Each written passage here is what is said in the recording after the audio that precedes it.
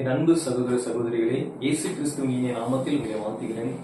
இந்த நாளிலும் நாம் தியானிக்கும் இடையே எடுத்துக்கொண்ட வேத வசனம் நீதிமொழிகள் 12ஆம் அதிகாரம் 25ஆம் வசனம்.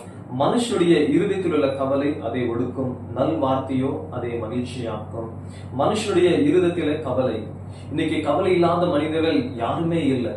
சிறு பிள்ளைகள் முதல் முதியோர் வரை கேட்டால் அவருடைய வாழ்க்கையில கவலை இருக்கிறது. கவலை இல்லாத மனிதர்கள் யாருமே கிடையாது. சிலருக்கு வேலை நிமித்தம் கவலை, சிலருக்கு குடும்ப பிரச்சனை நிமித்தம் கவலை, கடன் நிமித்தம் கவலை, படிப்பு நிமித்தம் கவலை, சரியான எதிர்காலம் இல்லாத நிலைமையில இருக்கிற கவலை, சிலருக்கு வீடு இல்லாத நிலைமையில இருக்கிற கவலை. இன்னைக்கு கவலை எல்லாருக்குமே இருக்கிறது. கவலை இல்லாத மனிதர்கள் ஒருவருமே இல்லை. ஆனா வேதவசனம் சொல்கிறது, நல் வார்த்தையோ அதை மகிழ்ச்சியாக்கும். இன்னைக்கு நல் வார்த்தை, இந்த நல்ல வார்த்தை தேவனிடம் மட்டுமே இருக்கிறது. தேவன் கொடுக்கிற வார்த்தை ஒவ்வொரு மனிதனுடைய இருதயத்தில் உள்ள கவலை அதை மகிழ்ச்சியாக்குகிறது.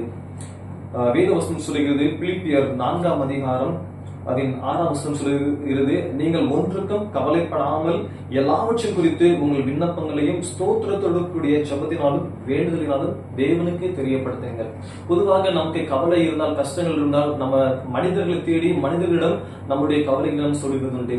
நம் தேவனிடத்தில் நம்முடைய கவலை அறிக்கையிடுகிறது இல்லை. தேவனிடத்தில் நம்ம சொல்கிறதே இல்லை. நம்மளை விசாரிக்கிற ஒரு தேவன் இருக்கிறார்.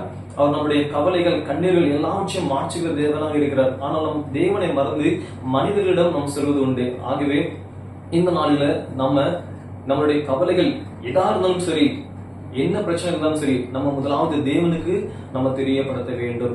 ஏனென்றால் அவர் நம்மளை விசாரிக்கிற தேவனாக இருக்கிறார். 1 பேதுரு 5ஆம் அதிகாரம் அதன் 7ஆம் வசனம் சொல்கிறது, அவர் உங்களை விசாரிக்கிறவரானபடியால் உங்கள் கவலைகள் எல்லாம் அவர் மேல் வைத்து விடுங்கள். நம்மை விசாரிக்கிற ஒரு தேவன் உண்டு. நம்முடைய கவலைகள் எல்லாம் நீக்கும்படியாக நம்மளை மகிழ்ச்சியாகிற தேவன் உண்டு. நம்மளை சந்தோஷமாக பார்க்கிற தேவன் உண்டு.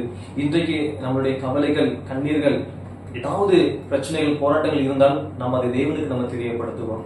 நம்ம கண்களை மூடி நம்ம ஜெபம் பண்ணணும். அன்புலே சப்பா, இந்த வேலையில கூட ஆண்டவரே சப்பா, கவலை நிமித்தமாக ஆண்டவரே ஒடுக்கப்படுகிற பிள்ளைகளுக்காக நாங்கள் ஜெபிக்கிறோம். ஆண்டவரே சப்பா, இந்த நேரத்திலும் அவருடைய கவலைகள், கஷ்டங்கள் நீங்கும்படி நீங்க உதவி செய்யுங்க. ஆண்டவரே, நீங்க எங்களை விசாரிக்கிற தெய்வம். ஆண்டவரே சப்பா, ஆகையால் எங்களுடைய கவலைகள், கஷ்டங்கள் உங்களுடைய சமூகத்துல வைக்கிறோம்.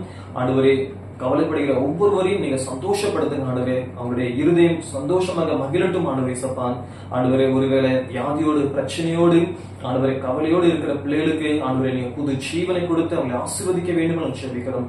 எங்களுடைய ஜெபத்தை கேட்டு நீங்க பெரிய காரியங்களை செய்ய போவதற்காக நன்றி. இயேசு கிறிஸ்து மூலம் ஜெபிக்கிறோம் எங்கள் பரிசுத்த பிதாவே, ஆமென். Thank you. God bless you.